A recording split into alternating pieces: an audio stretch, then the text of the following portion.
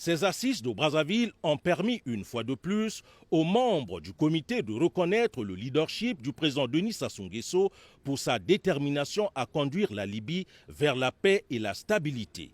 Le comité a aussi souligné l'urgence d'une convergence et d'une complémentarité des actions de l'Union africaine, des Nations unies, de la Ligue des États arabes, l'Union européenne et de la communauté internationale afin d'éviter la duplication des efforts en faveur de la Libye.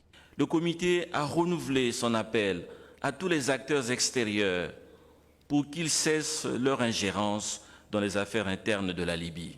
Des ingérences qui sont susceptibles de maintenir le statu quo qui prévaut et qui porte préjudice aux intérêts fondamentaux du peuple libyen, à ses aspirations légitimes à la stabilité, à la paix, à la prospérité et au développement. Enfin, les membres du comité ont félicité le leadership du président Denis Sassou Nguesso pour son engagement indéfectible et ses efforts inlassables en faveur de la paix en Libye. Ils ont en outre réaffirmé leur détermination à catalyser leurs actions de soutien en faveur de la tenue de la conférence de réconciliation nationale et de la conduite d'un processus électoral démocratique, crédible et transparent comme unique gage de paix pour l'ensemble du peuple libyen. Clôturant les travaux de la 9e réunion du comité de haut niveau de l'Union africaine sur la Libye, le président Denis Sassou Nguesso a lancé un appel pressant aux parties libyennes pour que les avancées enregistrées à Brazzaville soient applicables sur le terrain. Je me félicite des contributions dignes d'éloge qui ont constitué la trame de nos travaux.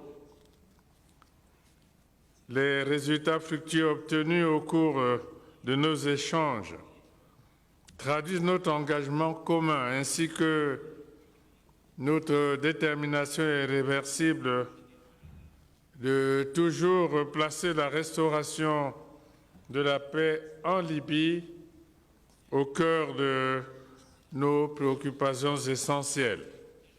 L'exigence et l'urgence d'une solidarité plus agissante nous interpellent tous. L'optimisme reste de mise.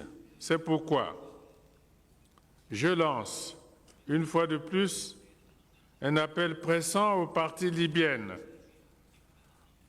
pour que se consolide et se perpétue, tant sur le terrain en Libye qu'au sein de la grande commission préparatoire, les avancées enregistrées ici à Brazzaville. In fine, Brazzaville vient de baliser la voie vers la tenue de la conférence de réconciliation interlibyenne prévue le 28 avril prochain.